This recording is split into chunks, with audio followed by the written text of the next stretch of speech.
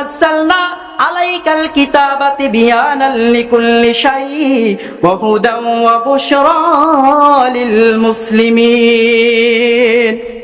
কোরআন নিজেই জবাব দেয়, হে দুনিয়ার মানব জাতি, তোমরা যদি আমাকে ফলো করো, তোমরা আমার মধ্যে শুধু রাজনীতি নয়, শুধু সমাজনীতি নয়, শুধু পরিবার নীতি নয়, দুনিয়ার মধ্যে তোমার যা কিছু দরকার, পরকালের মধ্যে তোমার যা কিছু দরকার, সব কিছু আমি কোরআনের মধ্যে রয়েছে। পড়ে আল্লাহু আকবার।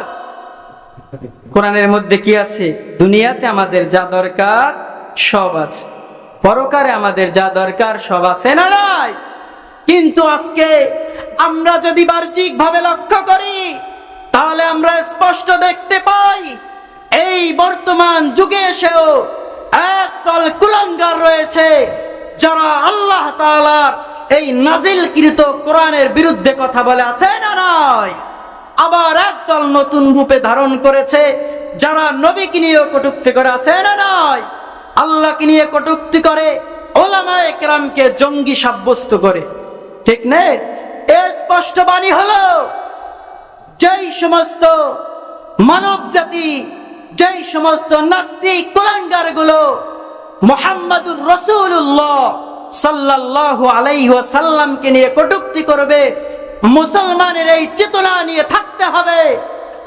নবীকে নিয়ে যদি কেউ কটূক্তি করে, আমাদের শরীরে যত সময় পর্যন্ত এক ফোঁটা রক্ত প্রবাহিত হবে, ততদিন পর্যন্ত আমরা এই নবীর দুশমনের বিরুদ্ধে লড়াই যাব ইনশাআল্লাহ, ঠিক নেই? হ্যাঁ, আমরা ভিন্ন দল করতে পারি, ভিন্ন গোত্র থাকতে পারে, ভিন্ন জাতি থাকতে পারে।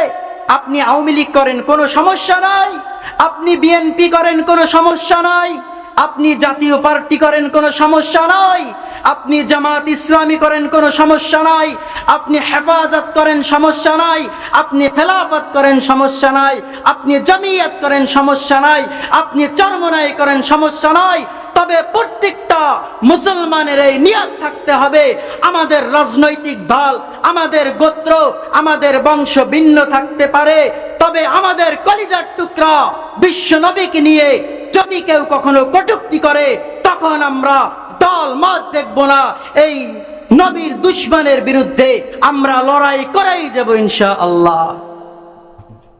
সম্মানিত উপস্থিতি, আমরা তো সেই প্রতিজ্ঞা করে মাঠে ময়দানে নেমেছি, যদি কোনো কুলাঙ্গার নবীর ইজ্জত নিয়ে কথা বলে, এই আল্লাহর জমিনে আল্লাহর নবীর ইজ্জতকে রক্ষা করার জন্য যদি আমাদের মাথার ঘামকে পায়ে ফেলতে হয়, যদি আমাদেরকে রক্ত দিতে হয়, যদি আমাদেরকে ফাঁসির কাস্টে ঝুলতে হয়, যদি আমাদের জীবনের শেষ নিঃশ্বাস ত্যাগ করতে হয়, তারপরেও আল্লাহর জমিনে আমরা নবীর ইজ্জতকে রক্ষা করেই ছাড়ব ইনশাআল্লাহ।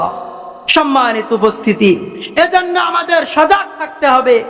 কোন কুলাঙ্গার যদি আল্লাহর নবীর ইজ্জতকে নিয়ে কথা বলে, আল্লাহর নবীর ইজ্জতের বিরুদ্ধে কোনো কথা বলে, এই নবীর ইজ্জতকে রক্ষা করার জন্য যদি কখনো উলামায়ে কেরামের নেতৃত্বে রাজপথে নামতে হয়, মৌবুগের তাওহীদি জনতা কারা কারা আল্লাহর নবীর ইজ্জত রক্ষা করার জন্য রাজপথে নামবেন? দুই হাত তুলে আমার আল্লাহকে দেখা।